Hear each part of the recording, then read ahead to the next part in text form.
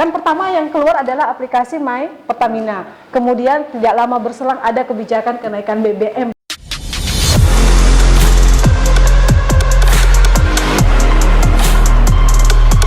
Ada kekhawatiran pemerintah terhadap kapasitas fiskal kita. Jadi ada kebocoran lah gitu ya. Kita sudah banyak mensubsidi, ternyata bocor.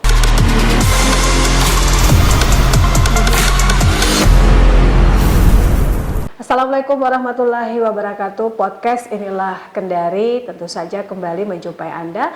Dan seperti biasa di podcast kali ini kita membahas isu yang lagi update, yaitu mengenai menyikapi kenaikan BBM, di mana pemerintah baru-baru ini pertanggal 3 Agustus 2022 menaikkan BBM untuk jenis Pertamax Turbo, kemudian Pertalite ya, hingga Pertamina DX. Nah, bagaimana sesungguhnya pakar ekonomi menyikapi ini? Nah, maka di studio podcast Inilah Kendari telah hadir narasumber saya, yaitu Bapak Dr. Samsir Nur.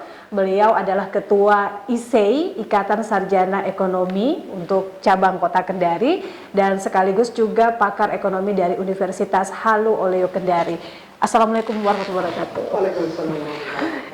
Ya, cukup lama kita tidak berjumpa ya Pak. Biasanya di sebelah ya, sekarang di podcast Inilah Kendari.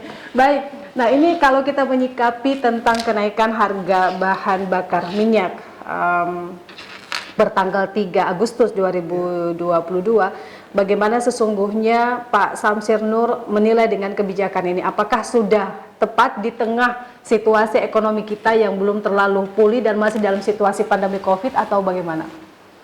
Ya, makasih Bu Rina. Jadi kalau kita bicara soal apakah ini tepat atau tidak tepat, sesungguhnya kalau kita bicara situasi sekarang setelah kita pandemi, sedang kita recovery, memang ini adalah pilihan sulit bagi pemerintah.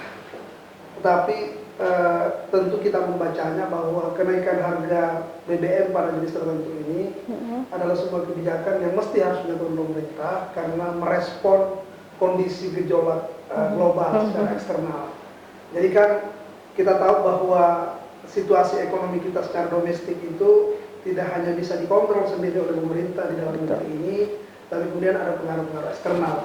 Nah, ini pemerintah melakukan penyesuaian. Walaupun saya kira sekali lagi tadi ini adalah pilihan yang tentu sulit bagi pemerintah di tengah kita sedang melakukan recovery akibat adanya pandemi. Oke, tapi kalau kita membaca beberapa referensi dan juga ada pakar ekonom yang sepakat dengan kebijakan pemerintah menaikkan BBM di tengah kita sedang merecovery kondisi ekonomi kita, kalau dibandingkan dengan negara-negara lain seperti Amerika Serikat, kemudian Singapura dan juga Malaysia, justru harga BBM kita ini lebih rendah dibandingkan dengan negara-negara tersebut. Bagaimana komentar Pak? Ya, jadi begini, kan pemerintah ini sudah mengsegmentasi jenis BBM. Nah, kemarin kan yang 3 Agustus itu adalah BBM yang diberikan pemerintah adalah jenis BBM yang dikonsumsi oleh kelompok masyarakat menengah ke atas. Non subsidi ya? Ya, yang non subsidi. Nah, kenapa sekali lagi itu dilakukan? Sekali lagi merespon kenaikan harga minyak mentah secara global. Nah, yang jadi persoalan memang adalah ketika pemerintah itu melakukan kebijakan menaikkan harga BBM atau mengurangi subsidi terhadap tadi BBM yang jenisnya kategori menengah ke bawah, katakanlah yang RON 92 atau 90 atau Pertalite sama Pertamax. Nah, jadi juga kalau kita membaca data yang dirilis oleh pemerintah melalui Pertamina misalnya, bahwa memang konsumsi untuk komponen yang dinaikkan ini yang kategori sekarang ini kan tidak cukup banyak. Jadi proporsi masyarakat yang mengkonsumsi jenis BBM ini selain dikonsumsi oleh kelompok masyarakat menengah ke atas, juga proporsinya masih sangat kecil. Nah, sehingga kemudian efeknya terhadap aspek ekonomi yang lain, katakanlah tentu yang paling dekat adalah inflasi, menurut saya membacanya tidak terlalu signifikan. Oke. Iya, tapi kalau kita melihat data bahwa kenaikan ini rata-rata khusus untuk Jawa, Bali, kemudian Kalimantan, Papua, dan Sulawesi, ini kenaikannya pemerintah menahan di angka 17.900 sampai kemudian 18.250. Nah, tadi Pak Samsir mengatakan bahwa inflasi itu kenaikannya mungkin tidak begitu signifikan, tapi tetap harus diwaspadai karena kemungkinan besar juga pasti akan berpengaruh terhadap daya beli masyarakat begitu. Nah, bagaimana menyikapi? Ya, jadi memang selalu kita mengatakan bahwa BBM itu adalah komoditas vital di dalam menentukan produksi dan distribusi barang. Nah, tetapi memang tidak semua BBM. Tadi yang sudah dinaikkan pemerintah mengikuti mekanisme di pasar, ada pengaruhnya. Teman-teman di universitas lain sudah melakukan riset dan kita coba membaca bahwa kaitannya memang antara kenaikan harga BBM tadi Pertamina, Dex dan seterusnya itu memang pengaruhnya terhadap inflasi tidak sampai 1%. Tetapi bahwa Bu Rina bilang tadi tetap ada pengaruh terhadap daya beli, tentu iya.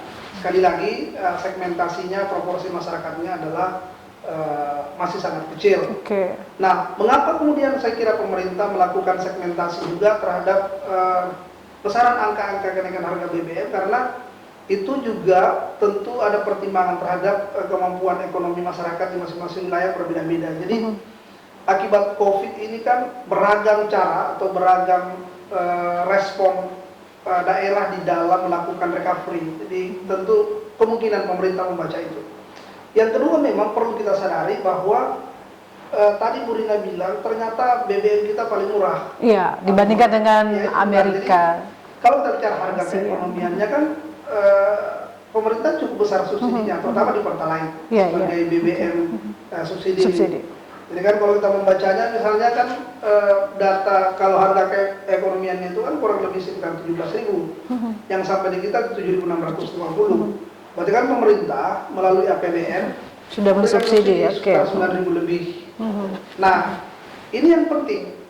Kenapa kemudian penting menjadi perhatian kita agar pemerintah juga tidak menaikkan BBM untuk yang itu? Karena saya bilang tadi 76% komponen masyarakat itu mengkonsumsi jenis Pertalite, kemudian sisanya ada Pertamax. Nah, ini yang perlu diatur pemerintah. Hanya memang mudah-mudahan kita tidak tekanan terhadap efek ekonomi global maupun terhadap kemampuan kita dalam recovery ini tidak terlalu tertekan kita. Kalau terlalu tertekan, maka kan tentu dampaknya ke APBN kita.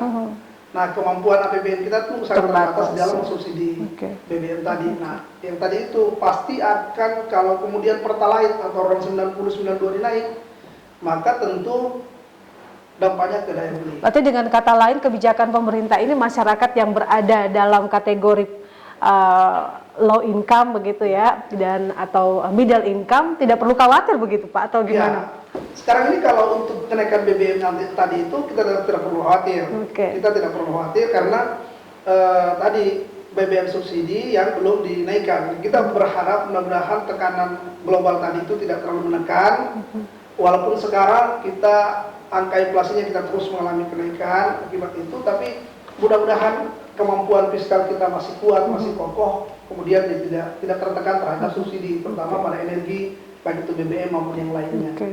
Ya, walaupun mungkin dampaknya tidak begitu signifikan terhadap masyarakat yang low income dan juga middle income, berarti bisa dikatakan pemerintah ini cukup cukup mempertimbangkan kebijakan fiskalnya begitu ya untuk masyarakat dengan dibandingkan dengan negara-negara yang lain tadi ada BBM-nya sampai mencapai harga 30.000 ke atas, justru kita lebih bersyukur begitu Pak dengan angka BBM, nilai BBM ini, harga BBM. Iya, betul. Jadi pemerintah saya lihat masih mampu melakukan segmentasi. Tetapi itu tadi, segmentasi itu harus juga diikuti dengan kemampuan fiskal melalui APBN kita. Nah, tadi yang besaran kalau Pertalite itu 9 ribuan, besaran subsidinya, kalau kemudian terus ditekan, APBN ditekan, maka tentu pemerintah akan kewalahan. Tapi saya kira masih ada hal-hal yang, artinya begini, masyarakat ini kalau kemudian terpaksa harus memilih untuk memperoleh BBM yang dinaikkan, katakan yang tadi yang Pertalite, Pertamax, maka tugas pemerintah adalah memberikan edukasi kepada masyarakat. Ini loh alasan ini kenapa kami naikkan. Ini harga keekonomian BBM tadi, kemudian kami subsidinya di sini, kemampuan kita di sini. Nah, kalau itu kemudian dijelaskan secara baik, saya kira ya masyarakat tentu akan lebih mudah memahami kebijakan itu. Oke, tapi kalau kita melihat di tengah situasi pandemi, oke, ekonomi kita perlahan-lahan sudah mulai bergerak ke arah positif begitu Pak Samsir. Tetapi pemerintah juga harus memikirkan bagaimana penguatan kebijakan fiskalnya, khususnya untuk mensubsidi BBM. Belum lagi persoalan hutang dan lain sebagainya. Nah, ini nanti kira-kira apa yang harus dilakukan pemerintah supaya kebijakan fiskalnya ini bisa lebih diperkuat begitu? Betul-betulnya kita berharap formulasi kebijakan fiskal ini harus selain tadi menjaga agar daya beli masyarakat tetap baik setelah tertekan COVID atau pandemi. Yang kedua adalah bagaimana kemudian alokasi fiskal yang dilakukan pemerintah itu benar-benar dilakukan untuk recovery. Ada transformasi lah terhadap kondisi perekonomian di level daerah. Tapi dengan adanya kebijakan tadi menaikkan harga BBM yang non subsidi, berarti dengan kata lain alokasi pemerintah dalam postur APBN-nya itu untuk biaya mensubsidi BBM itu berarti bisa tertekan, dan ini mungkin salah satu langkah untuk recovery ekonomi atau gimana Pak? Iya, jadi kan asumsi yang dibangun di dalam, kalau kita buku-buku yang kita refer itu kan bahwa subsidi itu kan harusnya digunakan pemerintah di mana untuk melindungi kelompok masyarakat menengah ke bawah, karena tugas negara adalah alokasi, distribusi, dan stabilisasi. Ya, betul. Nah, ketika ada kelompok masyarakat katakanlah dalam posisi yang tidak mampu, sementara mereka juga harus membutuhkan barang itu atau barang vital misalnya, maka pemerintah harus menghadirkan sebagai pelayan publik. Nah, itu juga saya kira bagian dari pemerintah di dalam bagaimana mengambil peran itu, memberikan penegasan bahwa kita sedang berada pada kelompok masyarakat di dalam pemulihannya setelah tertekan COVID, tertekan pandemi. Lalu kemudian pemerintah di postur subsidinya tetap dipertahankan. Nah, cuma kan problemnya di kamar sebelah ini kan pendapatan negara yang kemudian digunakan untuk subsidi kan belum baik-baik amat, karena aktivitas ekonomi di sebelah kamar ini yang belum terlalu baik akibat pandemi. Nah, besaran subsidi yang di sini tentu akan sangat dipengaruhi berapa besar pendapatan negara yang diperoleh di sebelah satunya. Jadi ada pertalian memang antara besaran pendapatan negara lalu kemudian besaran subsidi yang dilakukan kepada masyarakat. Tapi kalau kita membaca referensi nih Pak Samsir Nur, katakanlah Singapura yang BBM-nya lebih murah dibandingkan dengan Indonesia, apakah kita apple to apple ya? Apakah memang pantas untuk disandingkan kemudian antara Singapura dengan Indonesia terkait dengan harga BBM dibandingkan mungkin dengan income per kapitanya masyarakat di situ, atau gimana nih Pak? Kalau kan kita ingin, sebetulnya masyarakat ini inginnya murah, jadi inginnya murah, tapi kemudian dinikmati sama dengan kelompok yang lain.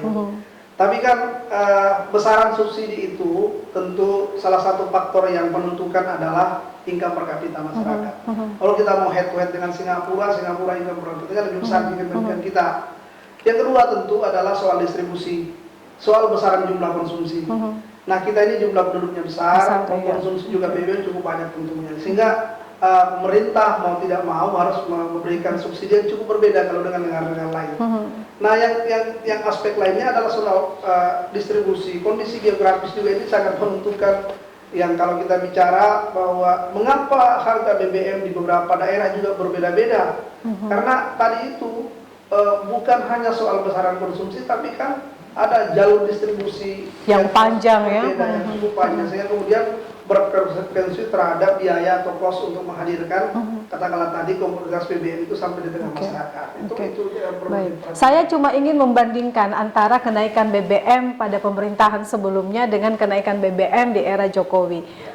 Di era SBY misalkan, kenaikan BBM itu justru mendapatkan kritikan yang cukup pedas dari masyarakat. Tetapi begitu BBM naik di era Jokowi, justru masyarakat tidak menimbulkan riuh-riuh yang sama seperti di era sebelumnya. Apakah ini juga disebabkan karena tadi Pak Samsir Nur mengatakan ini hanya dinikmati oleh kelompok-kelompok tertentu saja dengan pendapatan yang high income, kemudian inflasinya ini di bawah dari 1%?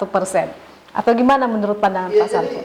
Jadi gini, kenaikan BBM ini memang dari dulu, jadi bukan kenaikan sebetulnya, penyesuaian subsidi harga BBM akibat subsidi. Nah, yang sekarang ini adalah, kalau saya membacanya sekarang ini adalah ada dua hal mengapa kemudian BBM di masyarakat itu mengalami kenaikan. Pertama, pemerintah mengurangi subsidi. ya kan, pemerintah bersubsidi, walaupun sekarang yang kita bicara Pertalite dan Iya. Cross belum. Yang kedua, jadi kalau pemerintah mengurangi subsidi, berarti yang sampai di tangan masyarakat akan bertambah, nilainya akan naik. Iya, Yang betul. kedua adalah memang harga minyak mentah dunia terus mengalami peningkatan akibat perang Ukraina sama Rusia ini. Nah, kalau kemudian harga pasar di luar itu mengalami kenaikan, minyak mentah mengalami kenaikan, maka ada adaptasi dilakukan oleh produsen untuk Iya, kemudian masuk betul. ke konsumen. Nah, kita juga harus menyesuaikan itu. Nah, jadi kalau kemarin-kemarin minyak mentah itu tidak terlalu mahal, sekarang terus mengalami Terus kenaikan. mahal. Nah, itu jadi problem, sehingga yang saya bilang tadi, harga keekonomiannya tentu akan berubah. Oke. Nah, ketika berubah itu, maka negara kita ini sebagai importir BBM yang cukup besar tentu harus menyesuaikan. Jadi pemerintah harus merubah. Tapi berarti dengan kata lain, dengan adanya gejolak ekonomi global seperti harga minyak dunia yang terus naik, berarti ada peluang yang cukup, yang masih akan terus terjadi bahwa BBM ini tidak hanya naik pada per 3 Agustus, tetapi kemungkinan akan naik di berikutnya dan di berikutnya. Betul. Jadi kalau situasi global ini tidak berhenti, masih terus memanas antara Rusia sama Ukraina, maka pemerintah, kita berdoa saja mudah-mudahan pemerintah masih kuat untuk menjadi APBN menjadi bantalan. Tapi kalau sudah tidak kuat, mau tidak mau ini pilihan. Mengapa itu? Karena kan Rusia ini adalah negara produsen terbesar di dunia di dalam menghasilkan bahan bakar fosil. Jadi Rusia, kemudian Ukraina sendiri adalah menghasilkan minyak matahari dan bunga matahari. Dua negara ini adalah sesungguhnya menentukan ritme di dalam kebutuhan energi dunia. Nah, sehingga kalau kenaikan itu terus terjadi, gejolak ini terus terjadi, maka implikasinya ke energi. Nah, energi ini apa yang dimaksud? Turunannya ada BBM. Jadi kalau kemudian ketegangan global itu turun, maka tentu ini juga saya kira pemerintah bisa bernapas lega. Tapi kalau kemudian tegangan terus naik, ya sudah. Tapi masalahnya ini masyarakat yang tidak dipahami, begitu itu Pak. yang kurang dipahami. Iya, betul. Nah, oke, selain kita bicara tentang kenaikan BBM, berarti pada prinsipnya Pak Samsir Nur sebagai Ketua ISEI Kota Kendari, kemudian sebagai pakar ekonomi atau akademisi dari Universitas Haluoleo Kendari menyatakan sikapnya bahwa sebenarnya ini adalah kebijakan untuk menyelamatkan fiskal kita, begitu ya? Atau gimana? Kalau kebijakan yang sekarang yang 3 Agustus itu nggak ada masalah. Okay. Tapi pemerintah yang perlu dilakukan adalah soal yang tadi ini, BBM yang apa istilahnya oleh pemerintah sebagai komoditas komoditas yang menjadi penting, Pertamax dan Pertalite dan Pertamax.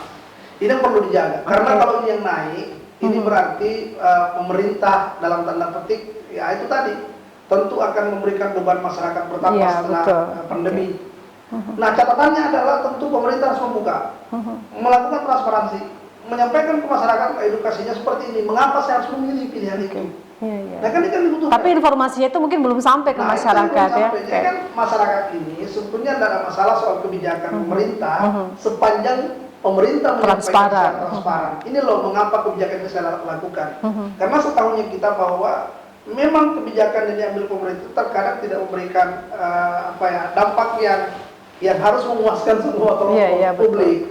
Tapi harus dipikirkan adalah mana dampak yang paling terkecil.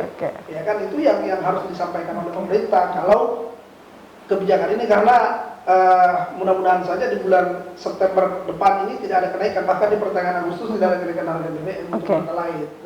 Kita berharap seperti itu Pak ya, selama Ukraina dan Rusia ini masih terus berkonflik, berarti peluang untuk BBM terus naik ini masih cukup besar. Pertanyaannya adalah bagaimana pemerintah memiliki pertahanan yang kuat untuk bisa tetap mempertahankan harga BBM ini. Baik, nah Pak Samsir, selain persoalan kenaikan harga BBM 3 Agustus 2022, yang lalu juga kita sempat dikagetkan dengan adanya kebijakan dari Pertamina untuk memberlakukan aplikasi My Pertamina dengan harapan bahwa ketika aplikasi ini diterapkan, maka penggunaan BBM bersubsidi itu bisa tepat sasaran begitu. Nah, bagaimana menurut pandangan Pak Samsir? Nah, jadi itu tadi sesuatu kebijakan pemerintah yang tiba-tiba pasti kaget kita ya. Nah gini, My Pertamina ini kalau saya membacanya adalah upaya juga pemerintah melalui BUMN kita untuk bagaimana merapikan soal konsumsi pertalite. Jadi kan tadi kita mengklasifikasi BBM itu ada yang subsidi, ada yang non. Nah, yang subsidi ini bacaan pemerintah itu adalah kita juga membacanya orang kampus bahwa sepertinya konsumsi BBM yang disubsidi ini tidak tepat sasaran. Sepertinya. Ada kelompok-kelompok masyarakat yang menikmati yang sesungguhnya tidak perlu mendapat subsidi. Nah, ini ada alternatif pemikiran yang dilakukan pemerintah melalui My Pertamina. Nah, tetapi kan di beberapa kesempatan juga saya sering sampaikan bahwa aplikasi ini saya kira sangat efektif. Tujuan ini cukup baik untuk kemudian bagaimana merapikan tadi agar kemudian subsidi tepat sasaran. Duit kita ini yang harusnya ke masyarakat menengah ke bawah harusnya pas, jangan ke kelompok menengah ke atas. Tetapi catatannya adalah bahwa ketika My Pertamina diterapkan di masyarakat, yang perlu tadi disampaikan edukasi, ngapain, untuk apa begitu kan. Yang kedua, ini kan kalau kita melihat My Pertamina itu maksudnya adalah mencocokkan data-data pengguna BBM. Nah, kan berarti kemudian harus didaftar orangnya, disesuaikan dengan kendaraannya. Iya, jenis kendaraan. Nah, oleh karena itu perlu kerjasama, bukan hanya Pertamina, ada Korlantas, ada Dishub yang punya rekam jejak terhadap siapa saja orang yang punya kendaraan dengan kapasitas sekian. Nah, kan pemerintah maunya bahwa roda 4 dengan 1.500 cc itu masuk kategori tidak boleh dikonsumsi lagi Pertalite maupun Pertamax, ya kan? Yang bawah itu yang boleh. Nah, sekarang kalau itu dilakukan pemerintah, maka tadi pendataannya perlu, kemudian kerjasama dengan beberapa pihak sampai di level daerah.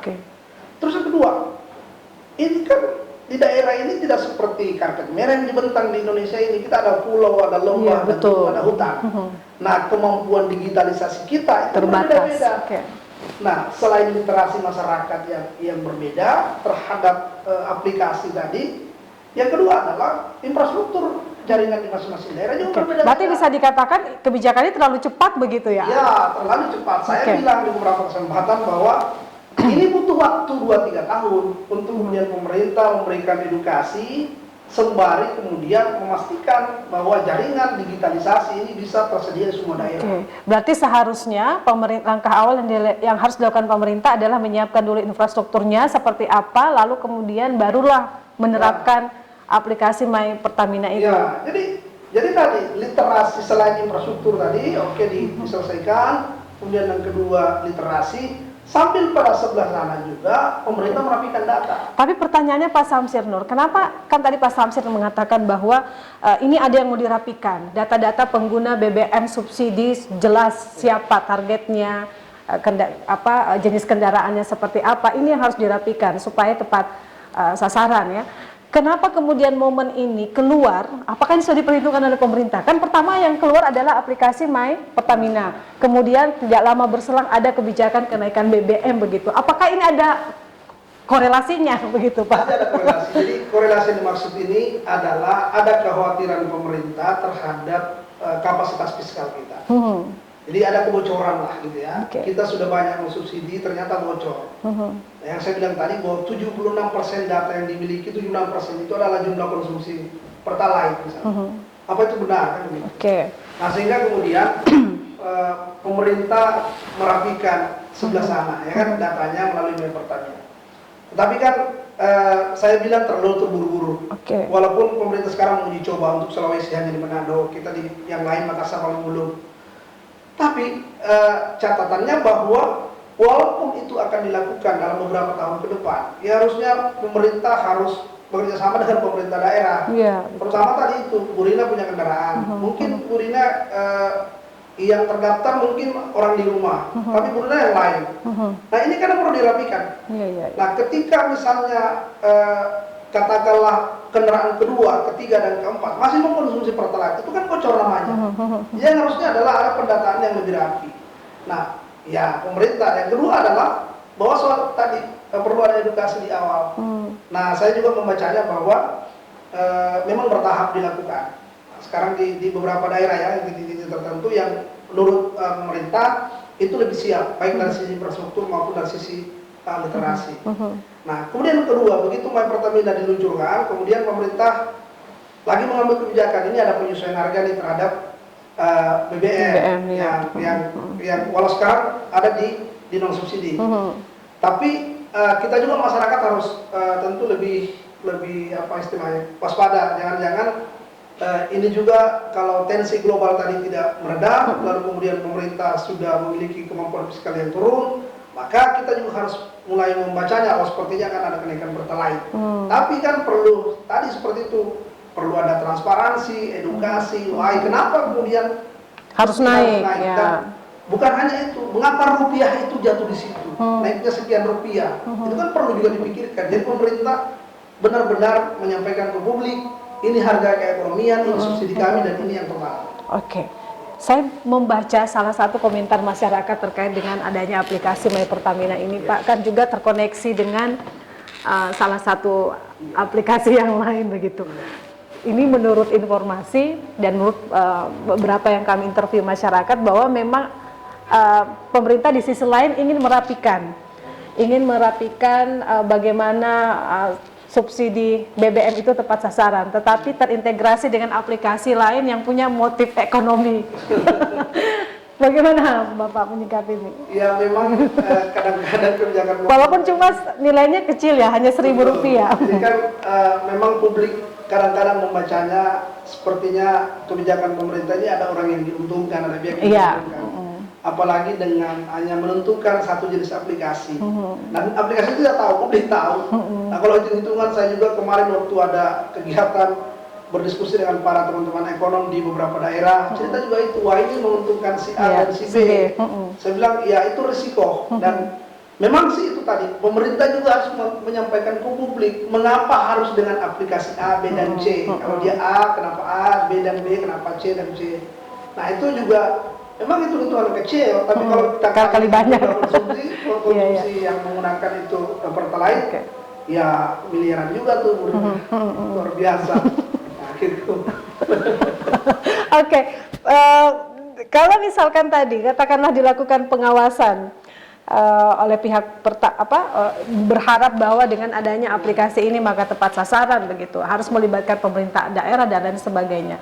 Ada tidak rekomendasi dari IC atau Pak Samsir Nur, nanti model pengawasannya seperti apa nih untuk di daerah?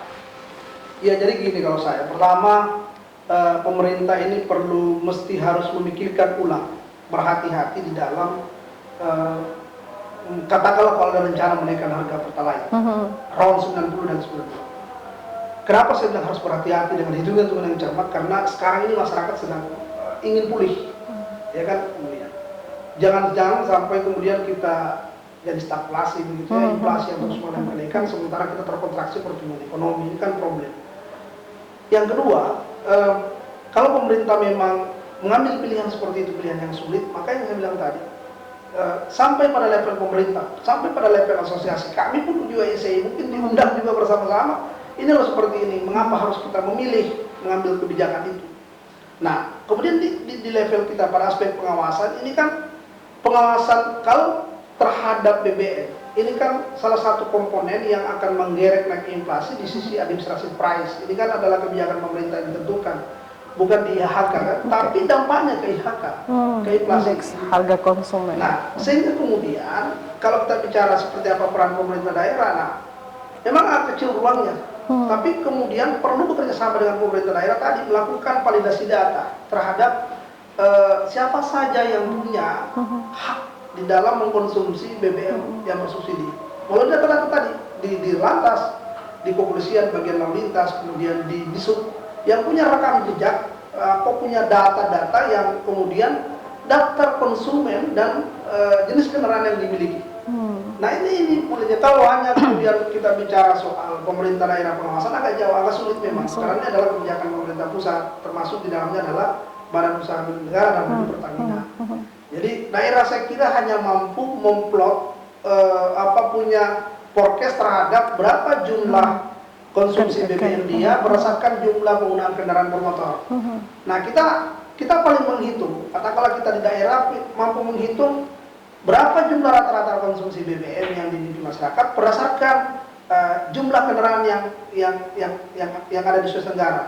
Nah, berapa sekarang jumlah kendaraan Sulawesi Tenggara dan berapa rata-rata terjual? Lalu kemudian kita forecast, kita menghitung, mengestimasi kira-kira kebutuhan konsumsi dalam jangka waktu 2 sampai 5 tahun berapa sekian, berdasarkan basis data itu. Nah itu kita bisa berikan rekomendasi bahwa ini loh situasinya. Tapi kalau kemudian kuncinya tadi di data, kalau kemudian ini tidak dirapikan secara baik, akan sulit, saya kira akan sulit. Tetap akan bocor terhadap subsidi yang dilakukan. Dan Pertamina itu adalah solusi. Iya, salah satu solusi. Salah satu solusi. Salah satu solusi. Banyak solusi yang bisa dilakukan sebetulnya. Seperti? Nah, misalnya melibatkan pemerintah daerah, saya kira ada. Jadi kan aplikasi ini sekali lagi kan kelihatan kemarin di pandemi. Begitu kita pandemi, masyarakat sebagian besar kaget yang disebut dengan aplikasi di sektor keuangan, di sektor bisnis. Semua orang, wah ternyata ada yang begini. Nah ini kan yang kita belum pahami. Nah, kemarin pandemi kelihatan UKM misalnya, kemudian diberikan restrukturisasi penurunan suku bunga, kemudian diberikan tenor dan lain-lain. Belum juga pulih karena ternyata UMKM kita ini tidak mampu shifting, berpindah dari model bisnis konvensional ke digital. Nah ini saya kira juga terhadap konsumen Pertalite Pertamax juga kayak begitu-begitu. Saya membayangkan Pak, di daerah yang tidak punya jaringan kemudian harus menggunakan aplikasi My Pertamina, kalau memang betul-betul ini akan diterapkan secara menyeluruh di daerah, katakanlah seperti di Wakatobi, di daerah yang lain. Di kota kan semakin jaringan kepulauan. Jadi kita semakin ke pulau, jaringan infrastruktur yang terkait dengan itu semakin terbatas. Nah ini perlu dipikirkan pemerintah. Pemerintah perlu pikirkan, ini ada model lain yang perlu disampaikan ke daerah ketika daerah ini dia area blank spot, orang bilang kan ada jaringan internetnya, ada jaringan untuk aplikasi itu. Apa yang harus dipikirkan? Nah kan bisa. Bisa saja secara konvensional mungkin Pak ya. Iya. Khusus untuk daerah-daerah yang belum tersentuh oleh internet. Belum merata, belum baik. Literasi masyarakatnya terhadap digital tadi itu belum baik. Oke, baik, terakhir nih Pak Samsir Nur. Di podcast Inilah Kendari kami selalu meminta narasumber untuk menitipkan sebuah pesan terkait dengan tema kita hari ini.